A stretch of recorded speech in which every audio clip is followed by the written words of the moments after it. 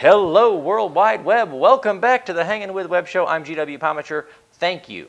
Thank you for logging on. Thank you for tuning in. Thank you for clicking on whatever link convinced you to come here to the seedy part of town.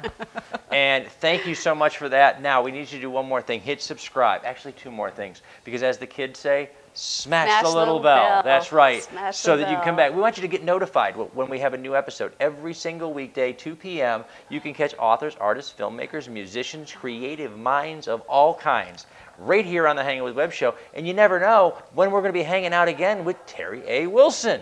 We're hanging out with author Terri A. Wilson we're at Space Coast. Where are we? We do so many of these now. We're at Space Coast Book Lovers in Cape Canaveral, Florida. I'm wherever Terri D tells me to go. Wherever Terri says go, that's where I go. That's what we do because we're smart. Yeah.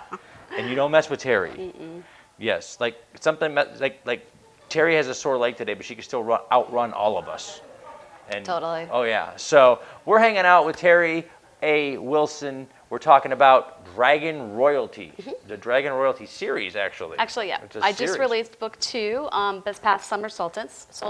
So that's right. It's officially a series. Yes, and more than one in a row. 2. See, that's just. Gotta go slow. Yeah. It's the internet. I understand. Yes. I understand. It's a series within a series that I've created of the tribe of Hecate. All right, I said go slow. You just got really meta. The whole internet broke. Okay, it's a series within a series. Okay, right. so this particular series follows the 2 great dragon clans, the East Clan and the West Clan. So every third generation they intermarry, but this time the bride and the groom that they are selected don't like each other. And which is 2/3 of the marriages in America. Yeah, pretty much. Just saying. But on top of that, I hope I'm kidding. On top of that, their story takes place in Atlanta. Okay. And there's a serial killer who's killing dragons. So wait, the bad relationship dynamic that maintains the peace between the East and the West and dragons. East and the West, And now, because that wasn't enough, there's a serial killer. Absolutely. And the serial killer is stealing the heart fires, which is the dragon hearts. Okay. And they have to figure out who's killing the dragons. They have to plan a royal wedding, and they have to figure out how to like each other. So that's pretty busy. That's a lot. so it's every rom-com, and then wait, but there's more. It's every rom-com has to be run and played through Lord of the Rings. And come back around to CSI. Absolutely. And that's because those are the shows I like to watch. I watch rom-coms. So when you ask Terri, what do you like? Everything. Everything. That's what do you write about? The same thing I like. Everything. That's right. So okay. So this is the second book in the series. The second book in the series. It'll be a 5-book series. Oh, so you got it all planned? You got it mapped out pretty much? Yeah, it's releasing in coordination with each of the pagan holidays for this year. So the next one. All right, that's cool. The next one will be in September, and then October, and then the wedding, if they make it, will be in December. The winter solstice. Winter solstice. Mm-hmm. Because, well, yeah, why not? I mean, they're dragons. Yeah. They got to get married. Absolutely. Why not? That makes sense. So now, each book releases timed with the pagan holidays. Mm-hmm. Do the books take place around those holidays? Yes, they do. Like so, the first book was. I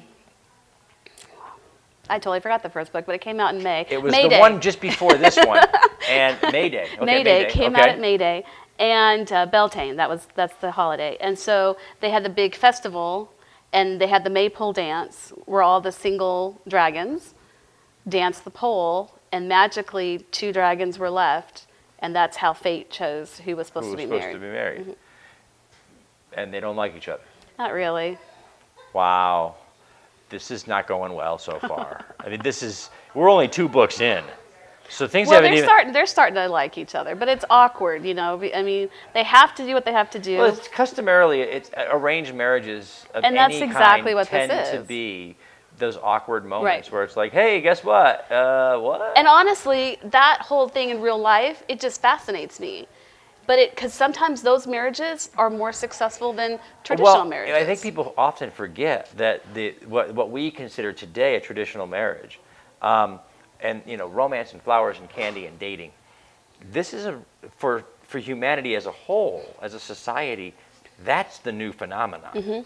That's about 70 years old. We kind of right around the turn of the 19th to 20th century is when we sort of the great romance novels were out, and these books that were sort of teaching us how to do our courting, and so it was not until the latter half of the 20th century that okay, let's go on a date, let's go to a dance, let's go to the movies, let's buy a diamond, yeah. That courtship custom is very new. It wasn't uncommon 100 years earlier for it to be, hey, yeah, go, and make babies. And 100 years before that, we'll trade it for, we'll trade, our wives and husbands for cattle and whatever. So the idea of this modern courtship, when you talk about the what is actually the more traditional, which is that, hey, it's an arranged marriage, it keeps the peace.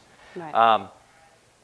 It boggles our mind. Right, and that's what this whole thing is. We all grew up in the Notebook Society. Absolutely. You know what I mean? Absolutely. And so we're like, Nicholas arranged Spark marriage, and what? Jane Austen, Nicholas Spark, Yeah. all of those, yeah. And everything from between the Victorian Jane Austen to Nicholas Spark's modern contemporary romances, and everything in between there is our lives. Right. We're like, So- yes, that's how you do it. So this is a royal family. It's very royal. They try to keep the dragons together, but yet, so they have this tradition they have to follow, but then they also have to follow their hearts, and they're modern. It takes place this year Today, in yeah. 2019. Okay. So it takes place in that. So Wow. he's the detective, she's a chef. Okay, so we always talk about how our writers are researchers. We're readers and writers at the same time. Whenever you're doing research on a topic, and you had to dive into like pagan holidays and traditions and things like that, there's always something you didn't know that pops up that makes you go, that's cool. What was the most interesting factoid that you picked up while you were researching? I think just how connected to nature, and the holidays didn't just pick. Hallmark doesn't pick pagan holidays. There's not the pagan Hallmark. Yeah. That might be like Paulmark or That'd something. be really cool, by the way. Somebody's going to think that up. There's some Wiccan out there that I just got a cash made. I just trademarked it right now. Bam, done. Trademarked it. So, wow, But yeah. how connected, it came out because of the seasons and nature, and just how everything's it's connected and it's spiritual. Way more so than some so Christian holidays. interconnected as a society, and there are so many things that are hardwired into us that they can't be changed. They are matters of belief, Right. as it were. And as such, we recently started watching on Showtime as a family. We started watching American Gods. I started watching that too. Amazing. And we got to the end of season 1. No spoilers if you haven't got there yet. No. And we got to learn about the customs of Esther, which became Easter Yes. after the resurrection. Well, tradition. first of all, So it was the gal all that plays tied her in. is wonderful. Yes, and so, but as we're watching that, and we're furious like researchers while we're watching something. We're like, hey, what is that? They'll find out what that is. And I was sitting there going, wow. We think that this whole thing was built around a modern Judeo-Christian, theology. It's 5,000 years older than that, and the traditions. Everybody. I remember somebody saying, well, I don't understand the Easter Bunny in the middle of the resurrection, and I'm like, I'm not really sure about that myself, other than the egg and the rebirth thing. And then they went through that, and I went, oh, wait a minute, and I was like, there, spring. Yep. Spring is sprung. There we are, and I'm like, holy cow. No matter, it's so embedded in us that when our religions and our culture changes, the holiday stays. We just rename it, rebrand it, as it were. Rebrand. St. Patrick's Day is a rebranding. Absolutely. The winter solstice, which for Europeans became the Christmas season, rebranding. Right. So it's amazing, though, that what you find out when you're looking into how long have we as a people, human beings, been doing this? Right. Forever. Yeah. Like and ever.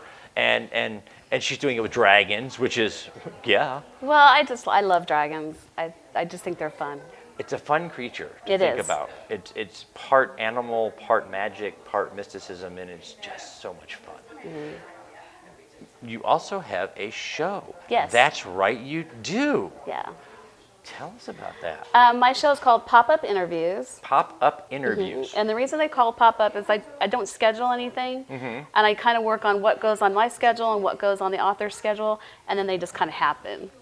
Which I know, like, it goes... Best interviews ever, by the way. Well, and when that you do goes that against way. all the rules of, you know, how to get hits and how to get fans and followers. But what works for me, and it's just been so fun. I mean, to interview somebody that's in a different country, and we're just through Skyping or Zoom or something like that, and we'll just sit there and just talk, and it's just so much fun. It's conversational. It is. And yes, she's right. The internet, you have rules. We don't know what they are because we don't care. We don't care. We don't care. We want to chill. We want to talk Yeah. to good creative And artists. I can't go. I interviewed somebody this season from Canada. I'm not going to go up to Canada. She got off work. It was 6 o'clock at night for her. It was like 8 or something for No, me. and by the way, I'm not going to drive up. I can't either. And it's like for the first time in American history, you need a passport to go to Canada. So I don't get it. Yeah. Next thing you know, they're going to want to build a wall to keep us out. I have no idea why. Anyway. Well, you got your wall. You've started I got my it. wall. I bring my own wall. That's right. Guys, we've been hanging out with Terri A. Wilson, the author of the Dragon Royalty series from Space Coast Book Lovers here in Cape Canaveral, Florida. We have to wrap it up, unfortunately, but as we do, we want to say thank you to our friends at Krypton Radio, Famous Faces and Funnies, Hearts Helping Others of Central Florida. What a great group. It's Neighbors Helping Neighbors Awesome. here. Everything from, visiting sick children to helping feed the homeless that are out there. That's great. Whatever it is, Neighbors Helping Neighbors. Foxwood Wine Company for these great comfy chairs. They are awesome. comfy. Yes. I can see them. Our friends at Embellish Effects, the Cogler Emporium, for our set decorations. J. Bauer Art for the set art that normally is on the set, but I'm an idiot, so is not today. But we love J. Bauer Art. Anyway, Indie Originals Live, Space Coast Comics, thank you. These are the people who share our videos on the World Wide Web. We hope you will be one of them. Remember, keep tuning in, keep logging on, and see who we're hanging Mash with the bell. next. That's right. Bam, bam, bam. Thank you so much. Thank awesome, you. Terri. Thank you.